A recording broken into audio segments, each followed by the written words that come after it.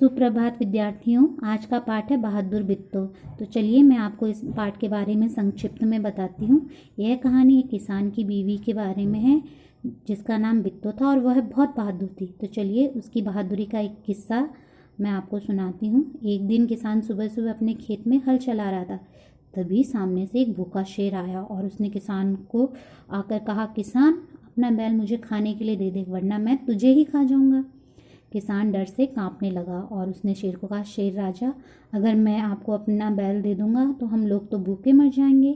मैं एक काम करता हूँ, आप यहीं पे रुको और मैं घर जाकर अपनी गाय आपको खाने के लिए लाता हूँ। ऐसा कहकर किसान घर की तरफ चल दिया और घर जाकर उसने बित्तो को सारी बात बताई। बित्तो को किसान की बात सुनकर बहुत गुस्सा आया। बित्तो ने कहा, आपको शर्म नहीं आती घर की गाय शेर को खिलाते हुए?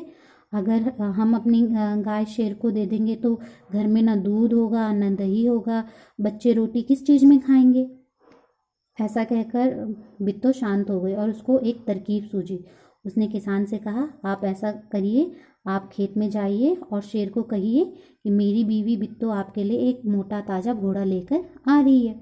किसान डरते डरते खेत में गया और उसने शेर से यही कहा कि शेर राजा, मेरी गाय तो बहुत मरियल है, उससे तो आपका पेट नहीं भरेगा। मेरी बीवी बित्तो आपके लिए एक घोड़ा लेके आ रही है। तो शेर सुनकर काफ़ी खुश हुआ कि आज तो वो नाश्ते में घोड़ा खाने के लिए मिलेगा। उधर बित्तो ने अपने सिर पे एक बड़ी सी पगड़ी बांधी, हाथ में दरांती ली और घोड़े में सवार होकर खेत पर आ पहुंची और आकर जोर से चिल्लाई और कहा, अरे किसान, तू तो कहता था कि तूने 4 शेरों को फांस के रखा है, पर यहाँ तो एक ही है। इससे मेरा क्या बनेगा? पर चलो कोई बात नहीं, नाश्ते में तो मेरे लिए एक शेर ही काफ़ी है। इतना सुनते ही शेर डर गया और वहाँ से भाग भाग खड़ा हुआ। और एक भेड़िया जो था वो ये सब कुछ देख रहा था झाड़ी में छुपकर। तो फिर वो शेर के पास आया और शेर से पूछा, महाराज क्या मामला है? आज आप बहुत उदास दिखाई दे रहे हैं। तो शेर बोला, कुछ मत पूछो, आज तो मेरा एक राक्षसी से पाला पड़ गया था जो नाश्ते में 4 शेरों का शिकार खाती है। तो भेड़िया हंसा और बोला, महाराज वो एक कोई राक्षसी नहीं थी, वो तो किसान की बीवी बित्तो थी। चलिए एक बार फिर से कोशिश करते हैं, अगर इस बार आपके हाथ बैल ना आया तो मेरा नाम भेड़िया नहीं।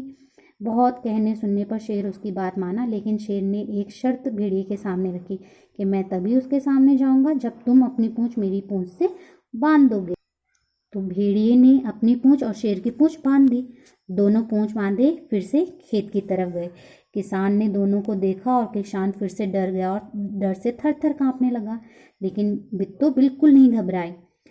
जैसे ही वो सामने आए तो बित्तो ने फिर भेड़िए से कहा, अरे भेड़िए, तू तो कहता था तू अपनी पूंछ से 4 शेर को बांध के लाएगा, लेकिन तू तो एक ही को लेके आया है। फिर शेर ने ये सुना और शेर और घबरा गया और शेर फिर भागा। भेड़िया चिल्लाता रहा, महाराज रुकिए रुकिए, लेकिन शेर ने एक न सुनी, वह भागता चला गया। तब से शेर वापस उनके खेत की तरफ कभी नहीं आया और किसान और बित्तो बहुत आराम से रहने लगे। तो बेटा ये थी आज की कहानी।